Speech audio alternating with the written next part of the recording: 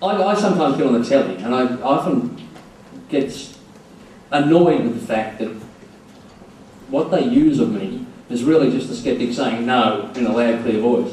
When you've done half an hour and you get 7.2 seconds of going, no, I think it's just a big cat. And I'm sure our next speaker must have the same feeling from time to time, because he is on the television much more often than I am, and they're always in short sound bites. Tim Costello is a well-known person around Melbourne. He's known for his good works and his outspoken opinions, and I'd like you all to welcome Reverend Tim Costello.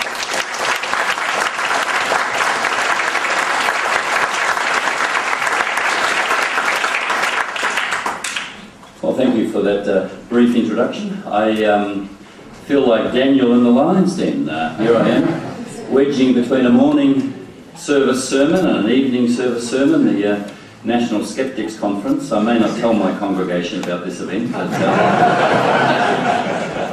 one of the stories going around the churches, which perhaps skeptics would understand, is a Catholic priest, Anglican vicar and Baptist minister meeting together in the local fraternal and discussing the problems of their respective parishes. The Catholic priest said, yeah, the biggest problem we've got actually is possums in the roof.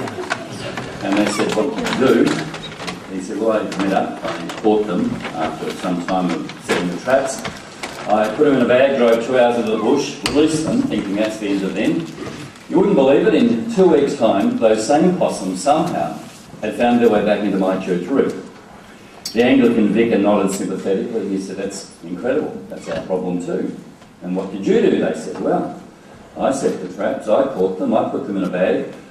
Then, unlike you, I decided to drive them to the zoo. I thought, they'll look after them, they'll know what to do. Well, I don't know what they do at the zoo. 2 weeks later, they'd escaped from the zoo and they're back in my church roof. The Baptist minister nodded and said with a great deal of empathy, that's a fantastic story because you've helped me. It's exactly the same problem down at the local Baptist church. Possums in the roof, terrible noise. I went up, set traps, caught them. He said, but I then had a slightly different approach to you two. I decided to baptise them and make them church members, and I've never seen them since.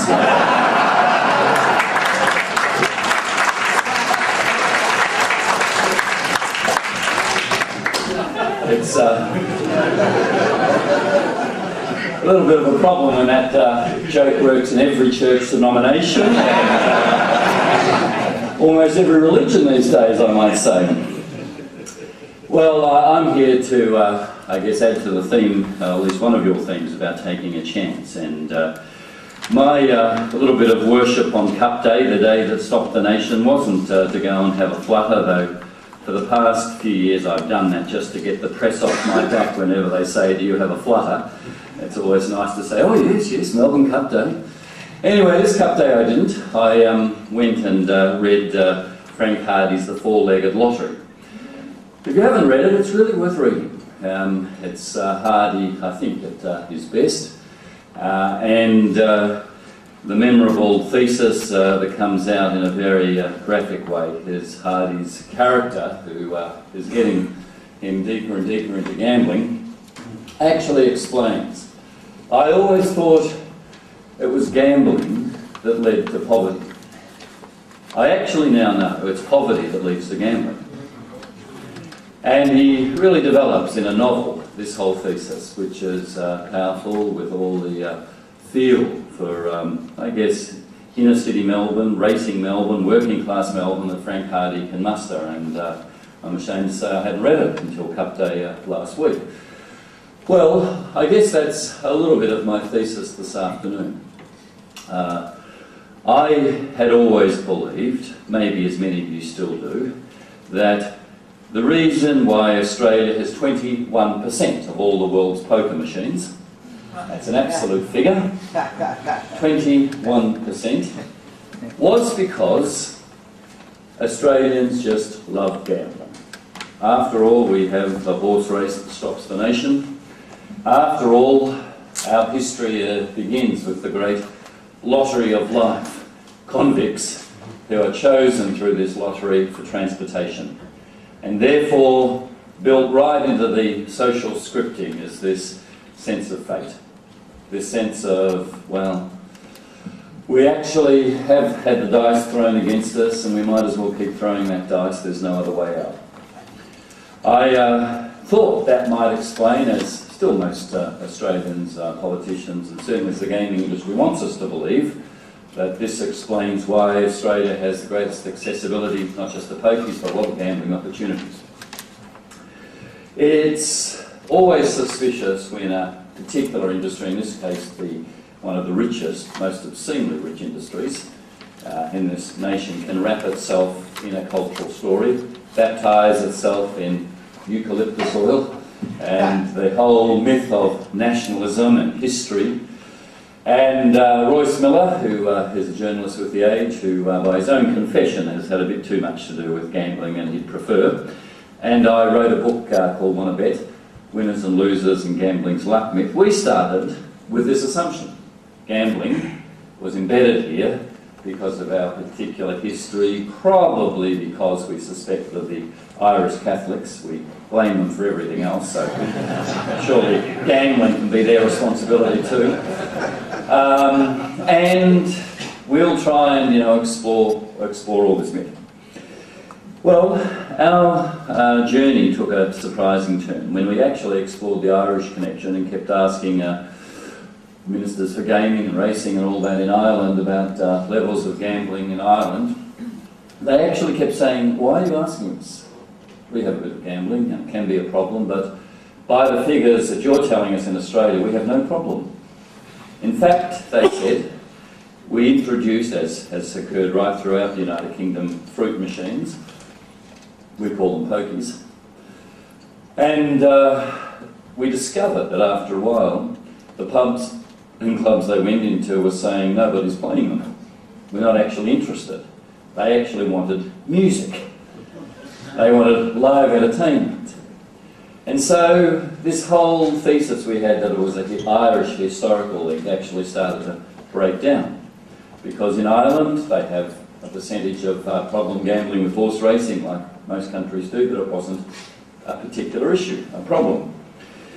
When we searched the literature, essentially we discovered that Americans, Kiwis, a number of different Chinese countries or cultures where Chinese predominate, a number of countries for that matter, the list is too long to recite, all claim to be the greatest gamblers on earth.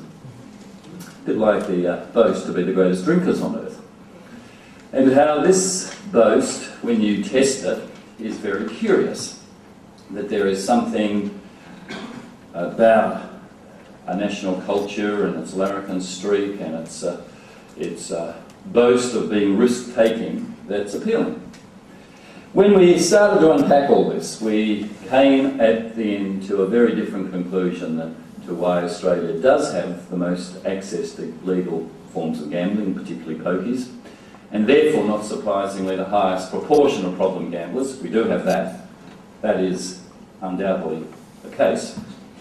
What we discovered as we went down the road of asking why such legal access to gambling here, we discovered that the main reason, in fact the single dominant reason, was because gambling was a state jurisdiction, and over the last 25 years states have been fiscally strapped by the feds, and gambling which once you had to seek out, so much so that when the TABs were legalised, here they weren't allowed to sell food, drink, they weren't allowed to have seats in them, they were not allowed to have toilets. Nothing that might make it comfortable for a person to come and gamble was to occur because gambling was potentially corrupting, part of vice. You might remember our police department still have gaming and vice together. That's culturally where we sort of said, yes, part of life, but... Well, once you had to seek out gambling, now because of the fiscally strapped states from the feds over the last 25 years, the gaming industry came along to cash-strapped states and said, boy, do we have a solution for you. Now, gambling seeks you out. Why? Because of this extraordinary, powerful convergence. I don't call it collusion, but financial convergence between state governments and the captains of gaming industry, who actually have identical financial interests. So much so that then it became thinkable that gaming might actually be an instrument of taxing and of state revenue. And the best, I would say, the only way to actually culturally understand gaming and its dominance is to primarily see it as state-sponsored taxation, massively regressive, of course, coming from the poorest, going into the pockets of the richest, with ruthless efficiency. It's essentially an apparatus of state taxation that once some of the other cultural, some of the other cultural restraints were lifted, so that state legalising and licensing it, state then privatising it. So here in Victoria, this is a national conference, I guess, is it? Here in Victoria, unlike other states, two bodies alone control and own all the pokies. They are the TAB and the Tattersall's. They own and control them all. And once the TAB was privatised, state governments at arm's length could quite happily say, well, of course it's a private company, legitimately making a profit. Why would it be our responsibility to restrain this, to put limits on this, to limit the fact, as we now know, that the pokies infest the poorest suburbs massively? And if I showed you the graph of Melbourne, the graph of Victoria, and showed you the socio-economic overlay of that, it is virtually identical where the pokies infest. Even to within regional suburbs. Maribyrnong, the western suburbs here, have the most number of pokies in Victoria. In Maribyrnong, Yarraville is, if you like, the Toorak of Maribyrnong. That's the rich area. Virtually no pokies in Yarraville. Massive numbers in all of the poorest areas, Spotswood and Braybrook and all the other areas that make up Maribyrnong. So even within council boundaries, the map is extraordinary where the pokies go. So, what we saw in this state under Jeff Kennett with his gaming-led recovery, where Kennett was unabashed in his sponsorship of it, and I only got involved in this whole issue. People think, well, I'm in it because I'm a religious person and we're moralistic and wowzers. As Mayor of St Kilda, I actually was handing out pokies licences. Not many in the press actually realise this. Yeah, it wasn't a thing I thought was a terrific thing to do, but it was part of planning and amenity grounds, and I hadn't any particular anti-gambling feelings. After all, New South Wales had had pokies since 1955, admittedly in clubs where you culturally quarantine them. You know, in clubs in that culture dress up, sign in, go with family, friends, work out your food money, your beer money, and what you can afford to lose. Of course, in Victoria, pokies went to hotels and clubs and shopping centres initially, right from the start. But here I was handing these licences out, not really thinking much about the issue, until I started to hear some of the stories as Mayor of St Kilda of people who had no other addiction problems, who owned businesses and houses and been successful in their lives, who without warning were actually losing it all, who had no idea that they were susceptible to this product, which we now know for a percentage of the population is profoundly addictive. And it wasn't until Jeff Kennett was opening Crown Casino, that great temple on the Yarra, and Ray Martin was running the current affair from Crown. Back then, we can't say it's direct collusion. Kerry Packer didn't quite own Crown then, he does now. And I remember being in Sydney, watching a current affair, being absolutely blown away, as Kennett, in launching and opening Crown Casino on a current affair, said, "This casino represents the new spirit of Victoria." And I remember being shocked by this, as a little bit of a student of language, saying, a casino? Wait a minute, he's not talking about the MCG, or the Victorian market, or our cafes and Melbourne artistic culture. He's talking about a casino. This is the spirit of Victoria. Kennett went on to say, this casino represents a beacon of hope. His words.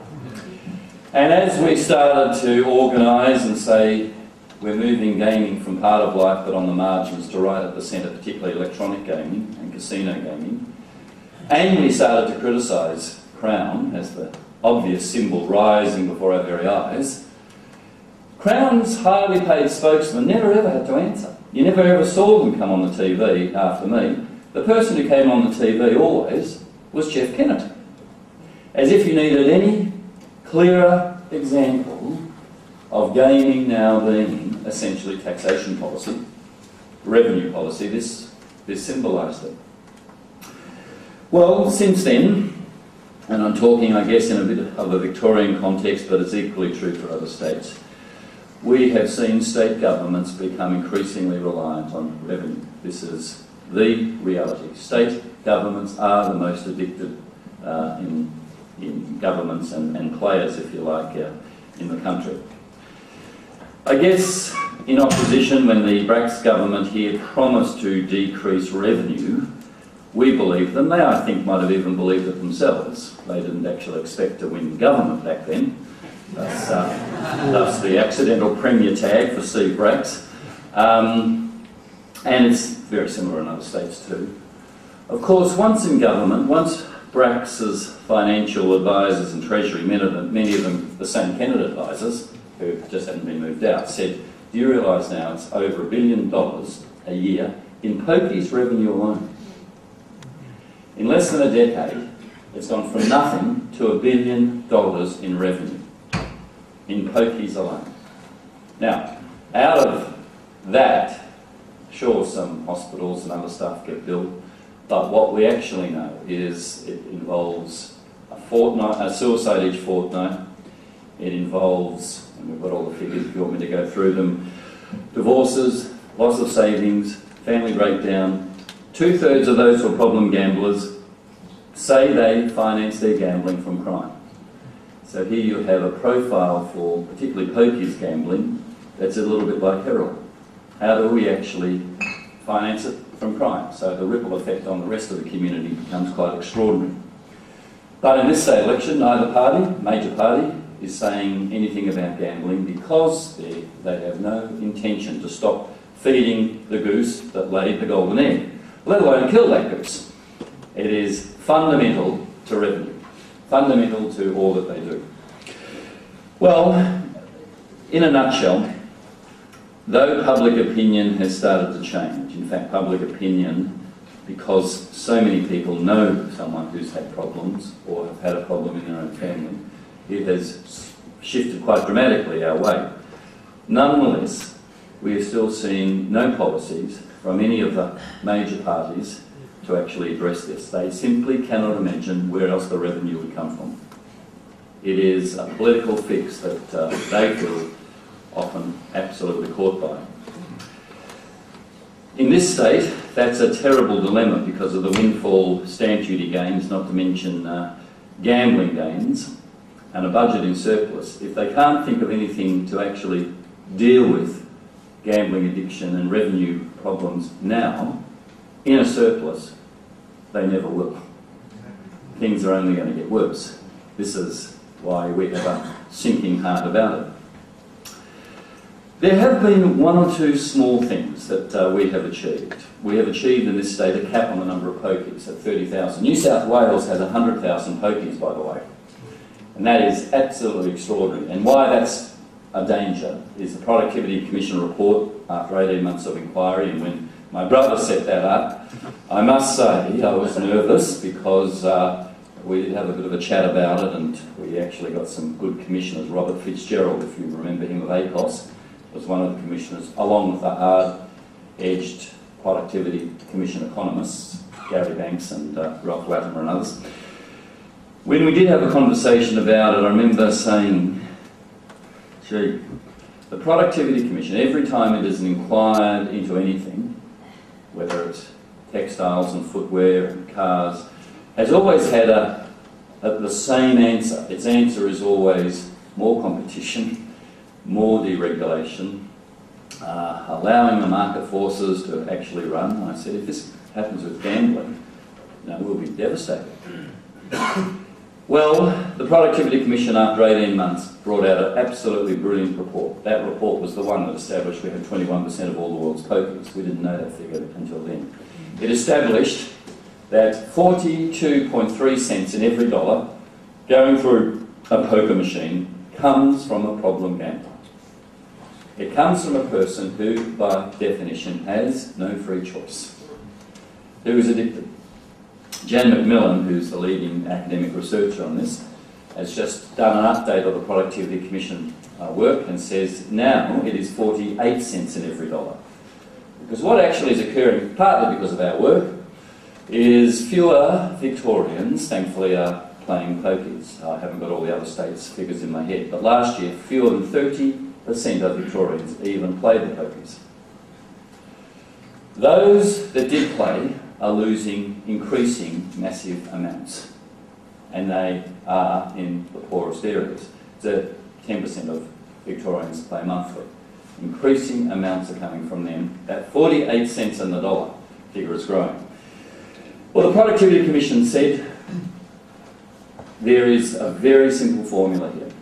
The greater the accessibility, the greater the problem gambling.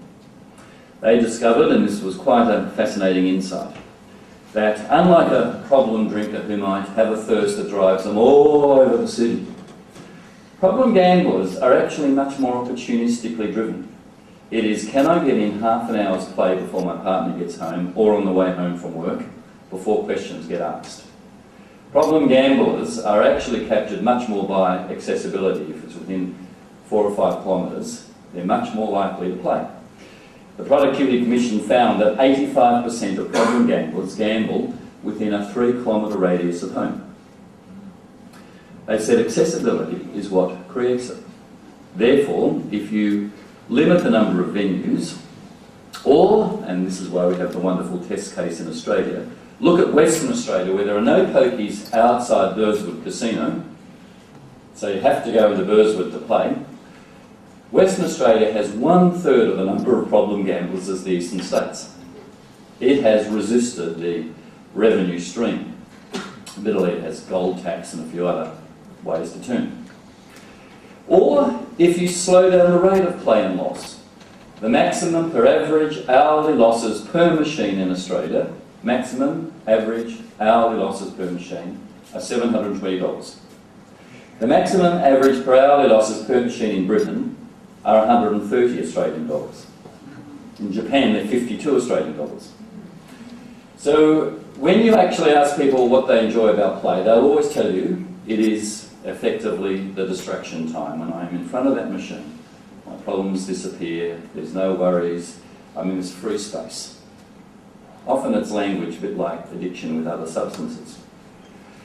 Well, if you can be in that free space by that distraction time, but only be doing $52 damage per hour, and the longer you play, the more the accountability things start to kick in about others, employees saying, where are you? Maybe you've got a problem if you've been there that long. Then this would be a significant achievement. We've been campaigning for, well, nearly 10 years now to slow down spin rates, rate of play, rates of loss. Of course, because of this convergence of financial interest between state governments and the gaming industry, we haven't got anywhere on that. The gaming industry literally has captured state government.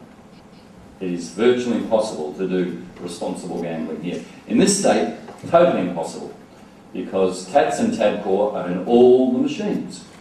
And that means even a club or pub, and there are proprietors out there who have pokies who try and be responsible, who notice that someone's been sitting in front of it for hours and have said don't give them free food or incentives or some of those things.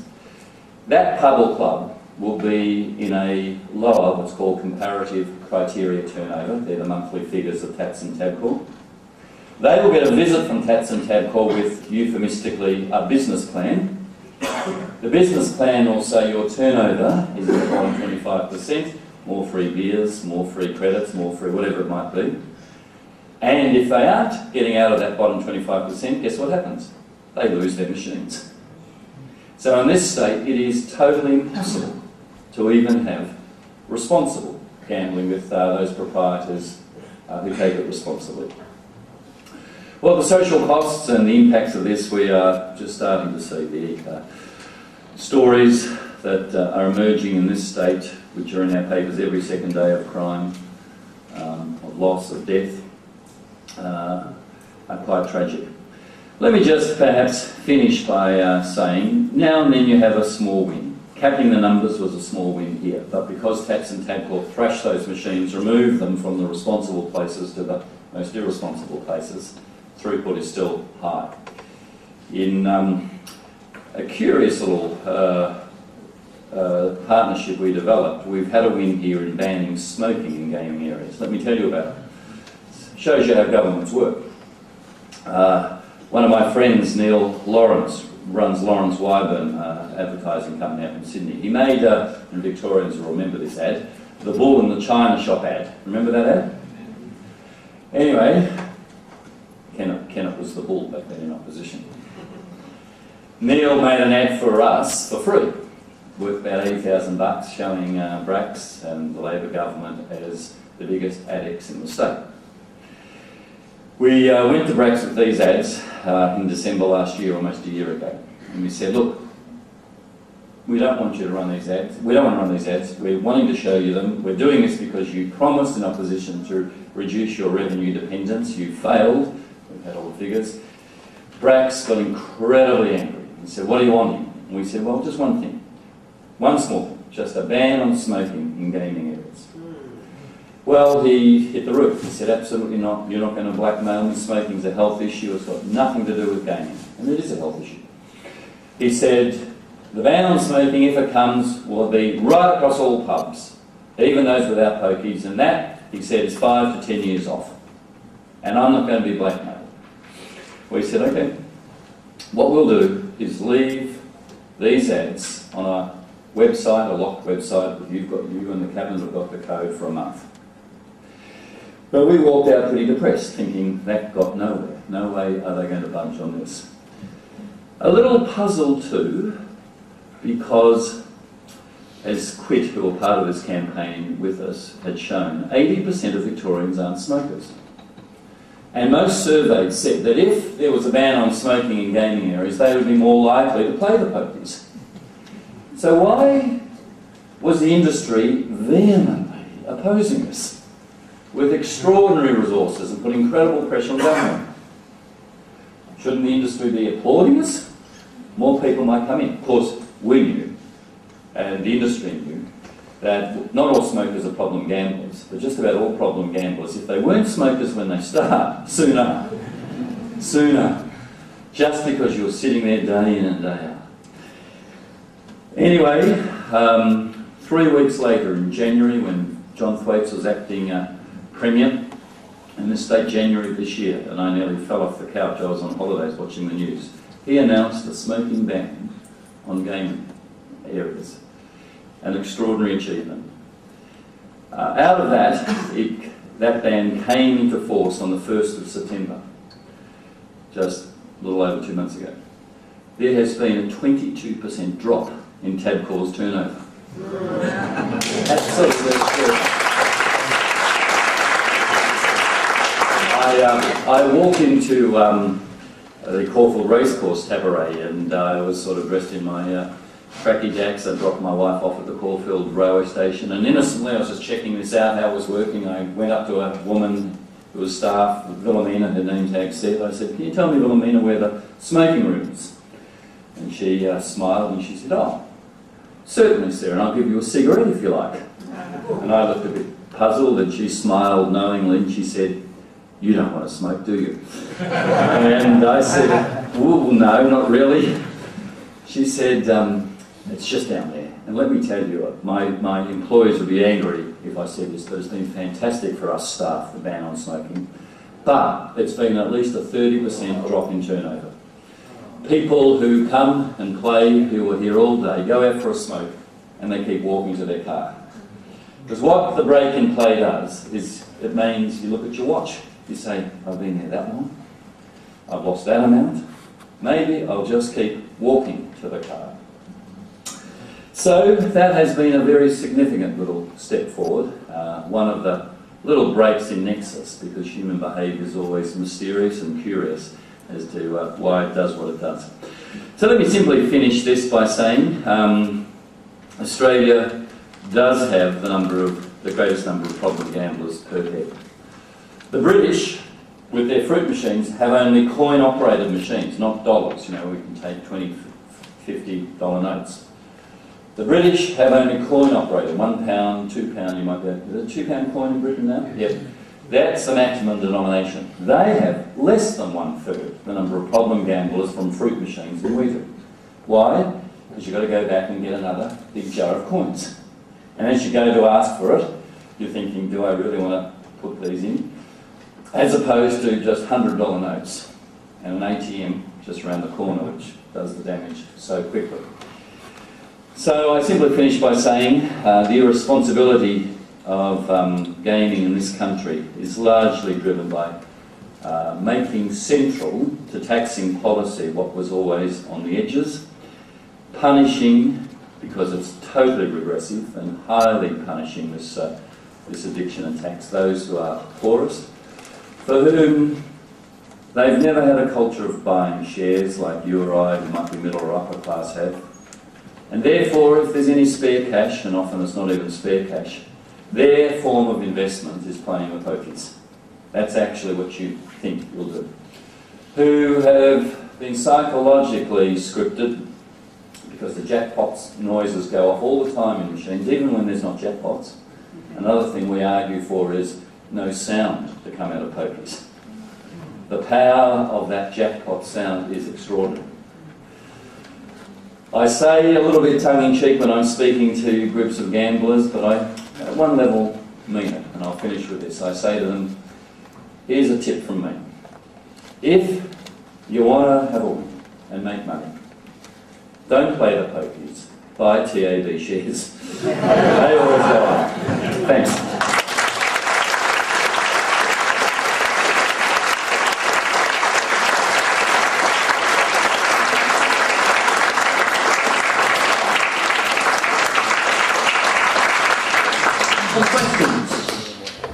James, right in front of you. Thank you very much. We've got quite a lot of good speakers on good subjects, but you're an outstanding success of both the presenter and also the topic. So the question, what's the chance of getting more media exposure, such as in the Four Corners, or perhaps even better on the commercial television, like a current affair and the like? A current affair is always difficult to get media exposure on. I'll let you into a little secret here. We made a Christian television ad showing a person losing at a casino, starting off having fun and then loosening their ties, add a few losses. You know, all the casino gambling ads you might remember all show these stunning-looking women, micro mini skirts, and these fantastic blokes having just fantastic fun, winning, and the power of the chemistry and the dream. Oh, it's just wonderful. So we thought, let's make an ad using Jesus' words, where your treasure is, there your heart is, or that notion of where do you locate your treasure, showing someone losing. Well, we made the ad, and 7, 9 and 10, since television began in this country, have given some free exposure to Christian television ads under the Australian Broadcasting Act. 7 and 10 said they were prepared to run it. Channel 9 said absolutely no. No way. So we did a press conference, and it was the funniest press conference of my life, because 9 had to come, news, because it was everybody else was there, and all the cameras in this press conference weren't on me, they were on Channel 9. And we just kept saying, what's wrong, Channel 9? Is it Kerry owning it? Why won't you run it? 7 and 10 are running. Now, Current Affair were there, and they came to me and said, look, you're right, you know, it really is embarrassing, 9 won't run it. Of course we're 9, but look, you know, we're independent, we'd like to do an interview with you and run the story. And I was pretty surprised, so I said, okay. So they had me walking down the banks of the Yarra at the casino behind me and asked me questions. And they said, the interviewer, Martin, whatever his name is. Costello, yeah.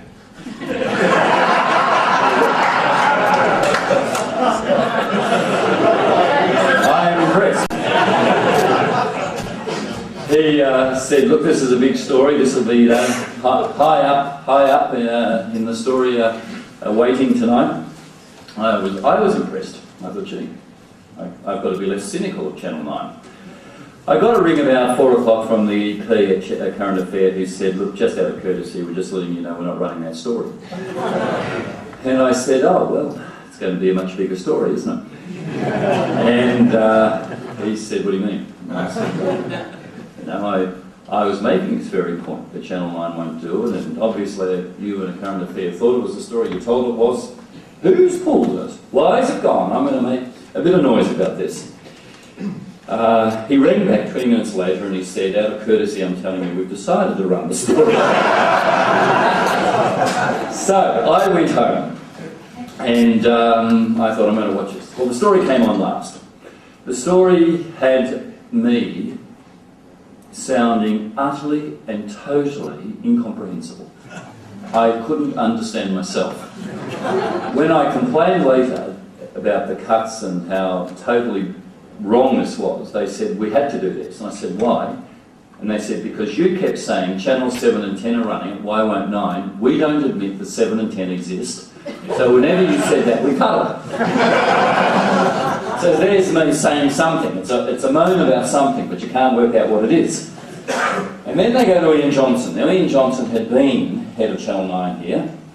I'd left Channel 9 before Kerry had bought Crown and gone to be Crown Casino Chief and stayed on. It's just come from Crown back to Channel 9. But they interviewed Ian Johnson as head of Crown. He was sort of Crown at this stage. And Johnson was saying the churches have tried to set us up. We give them such a good free run. No, we're not running this ad because it's a terrible ad. It's low quality and it doesn't get a message across. You couldn't actually even work out what the ad was.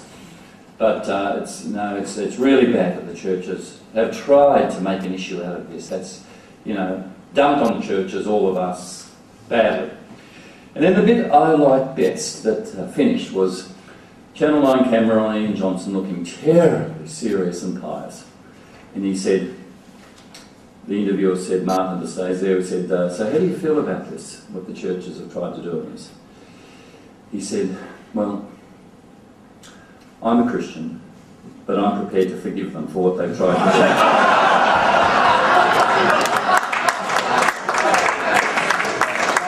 That's how it finished. Join the happy world that the Skeptics inhabit. This is something that the Skeptics and the churches obviously have in common. We attack various quackeries and such like. The amount of advertising those quacks do on various channels dictates how much time we get on the air. Any story at all, the Skeptic gets about 7 seconds, the True Believer gets 2 minutes. It's guaranteed that. But I'm interested. I mentioned this yesterday. I just spent a week in Hobart and we happened to stay at the Crown Rest Point Casino. It was sort of fortuitous. It's the only time I've ever been in a legal casino in my life. I've been in a couple of illegal ones. And I must be the only person in the 29 years they were boasting they'd been in business at Rest Point, the only person to stay 3 nights there without actually investing 1 cent in any of their lousy machines. But what I noticed, and I did say this yesterday, the people sitting at the machines, we were in the restaurant there, overlooking the poker machine floor. People sitting in the restaurant, sitting on these tall stools with one cheek balanced on the thing and the other leg on the floor, as though they'd just stopped there for a minute to put some money in. And we sat there for well over an hour watching the same people in that same very unnatural attitude. And I hadn't thought of it until you just mentioned it there. Back in my youth, I occasionally played a poker machine. You pull the handle, they rattle, they made a lot of noise, there was a bit of a pull on.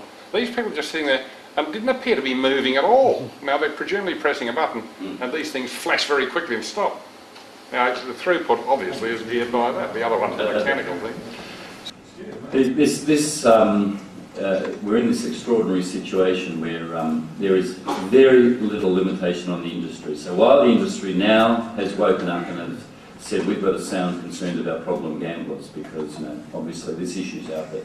So you'll hear them very devoutly saying, oh, we don't want problem gamblers and we're concerned. They'll then follow that up by saying, all the time, every time, we need to do more research into this and we're prepared to fund the research. Is this a little bit familiar? The trajectory of this industry is parallel with the tobacco industry. It's just fascinating. And, of course, research, which they fund, always needs more research and more.